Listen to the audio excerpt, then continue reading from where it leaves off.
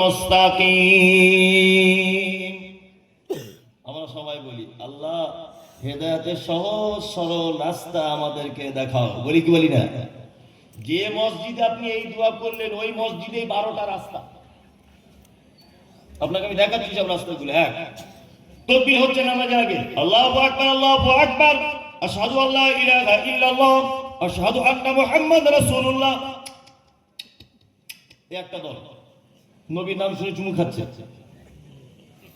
একই মসজিদে বোলপুর শহরে যাবেন, একই মসজিদে কেউ দেখবেন পায়ে পা লাগিয়ে আছে এরকম করে, কেউ পা ফাঁক করে আছে, কেউ জোরে বলছে আমিন, কেউ বলছে না। বোঝার চেষ্টা করুন। তার মানে শহরের মসজিদে গেলে দেখতে পাওয়া যায় একই মসজিদে 12 রকমের দলের লোক নামাজ পড়ছে। কোন দল তাহলে যাবো মৌলভী সাহেব বলে দেন। অথচ আপনি দোয়া করছেন ইহদিনাস সিরাতাল মুস্তাকিম, আল্লাহ সহজ সরল রাস্তা দেখাও। তো সবাই তো নিজের জায়গায় ঠিক। অথচ আপনি মাজারে যে গাঁজা টানছে ও বলছে আমি জান্নাতের পথে আছি। ভালো করে বোঝার চেষ্টা করুন।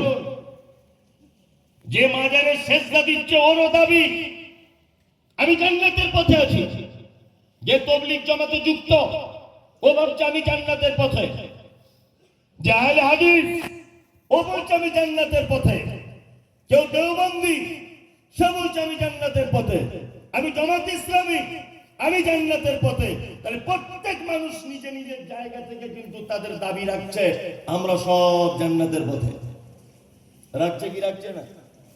তাহলে আপনি যে নামাজে সূরা ফাতিহাতে বারবার বলছেন আল্লাহ সহজ সরল রাস্তা দেখাও, তো মৌলভী সাহেব আপনি একটু দয়া করে রাস্তাটা বলে দিয়ে যান, কোন রাস্তায় যাব?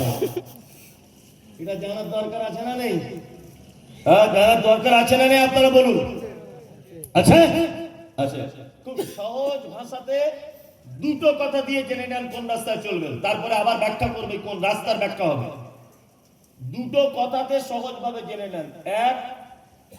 এক হচ্ছে এই, আল্লাহ নবী সাল্লাল্লাহু আলাইহি ওয়াসাল্লাম বলছেন তারাকতু ফীকুম আমরাইন, আমি বিদায় হয়ে চলে যাচ্ছি তোমাদের কাছ থেকে, দুটি জিনিস আমি তোমাদের কাছে রেখে গেলাম।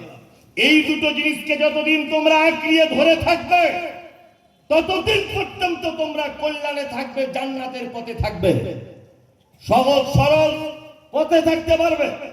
তোমরা কি দিনের সিরাতাল মুস্তাকিমে থাকবে ততক্ষণ পর্যন্ত যতক্ষণ দুটো জিনিসকে আঁকড়ে ধরে থাকবে। এক, কিতাবুল্লাহ আল কোরআন, দুই, সুন্নতে রাসূল আল্লাহ নবী সাল্লাল্লাহু আলাইহি ওয়াসাল্লামের সুন্নাত। এই দুইটা জিনিস বাদ দিয়ে যখনই তোমরা অন্য লাইনে চলতে যাবে তখনই দেখতে পাবে অজস্র ফিতনা, তোমরা দেখতে পাবে অজস্র বালা মুসিবত বিপদ। আজকে মুসলিমদের উপরে এই অবস্থা কেন?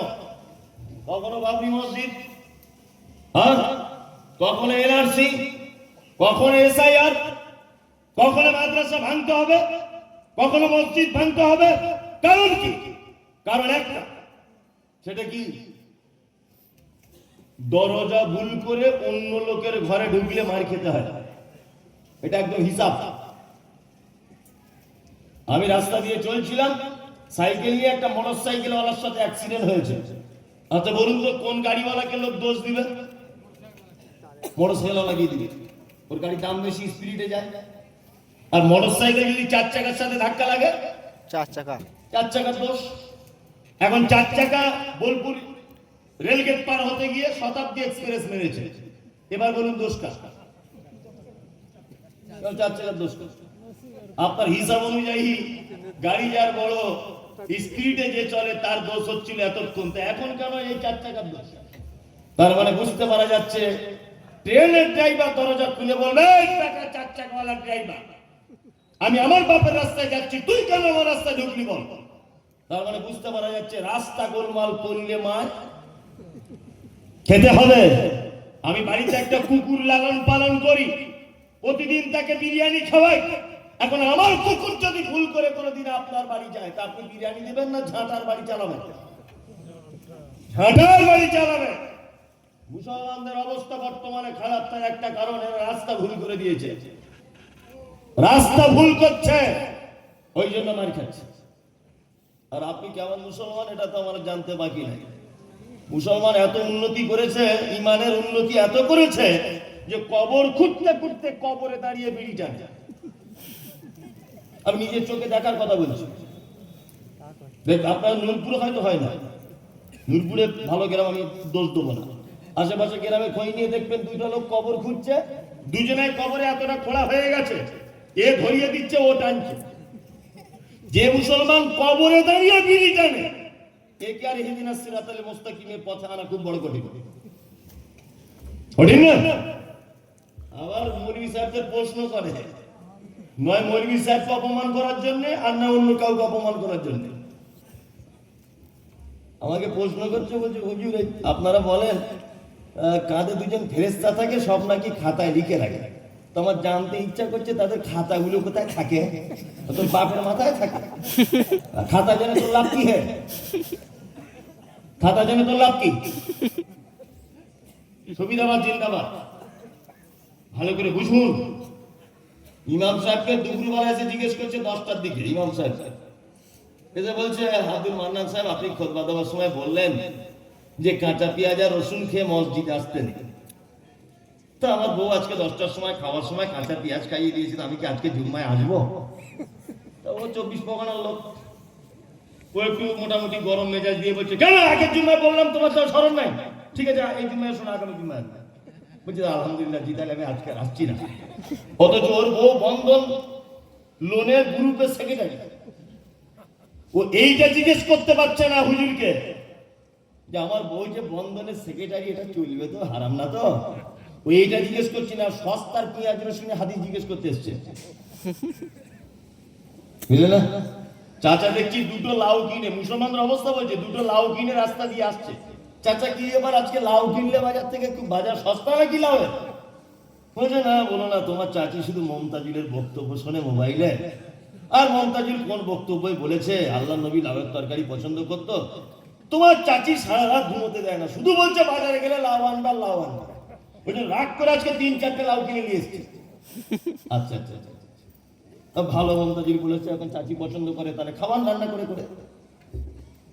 মুসল্লি, আল্লাহ নবী এ কথা বলেছেন লাউয়ের তরকারিতে ঝোল বেশি রাখো, ঝোল। আর ওই ঝোল একটুখানি হলেও পাশের বাড়ি গরিব মানুষকে পৌঁছে দাও। এ হাদিস কে মানবে?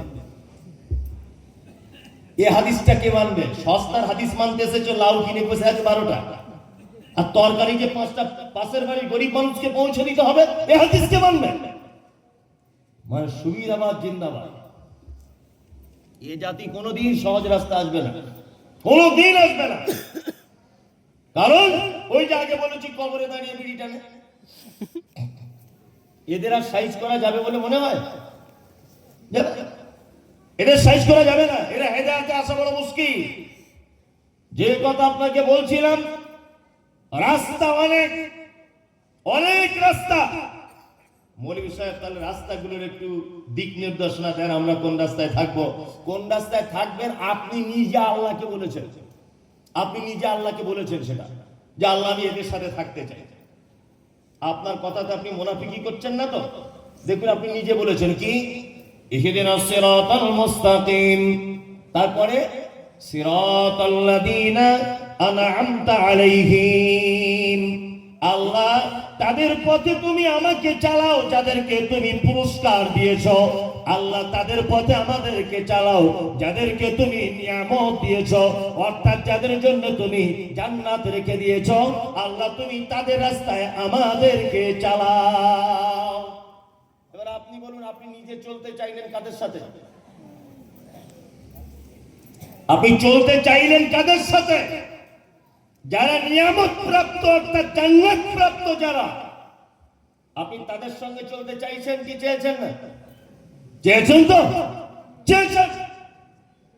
এইবার এখানে একটা কথা বলি, তাহলে এখন খুঁজে দেখতে হবে যে কারা জান্নাত প্রাপ্ত।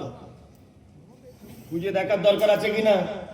আচ্ছা, আপনারা যারা এখানে বসে আছি, আমি বক্তা, আপনারা সব শ্রোতা, মাদ্রাসার প্রধান শিক্ষক, মসজিদের ইমাম, আর যারা বসে আছেন সব যোগ্য যোগ্য আলেমরা আরো বসে আছে এখানে। আচ্ছা বলুন তো, আমরা কেউ জান্নাতে যাব তার কোনো গ্যারান্টি আছে? কারো কাছে এরকম লিখিত আছে যে এ যাবি? নাই তো? আল্লাহ যাকে দয়া করে দিবেন সে পাবে।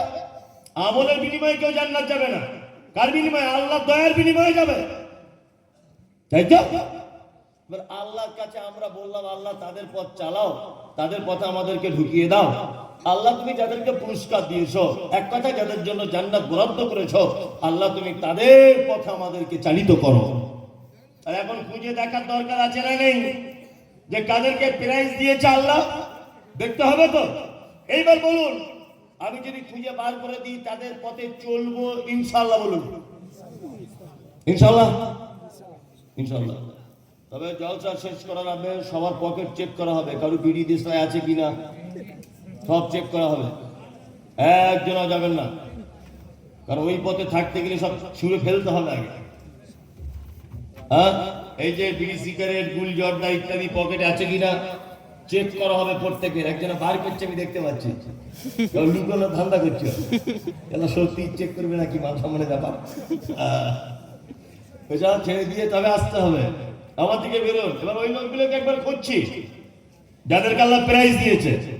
আনআমাল্লাহু আলাইহিম মিনান নাবিয়্যিনা ওয়াস-সিদ্দীকিনা ওয়াশ-শুহাদা'i ওয়াস-সালিহিন ওয়া হাসুনা উলাইকা রাফীকা। আল্লাহ বলছে চারটি লোককে পৃথিবীতে পুরস্কার দিয়েছি। কটা লোক? চারটি। এক, নবীগণ প্রাইজ প্রাপ্ত। কারা?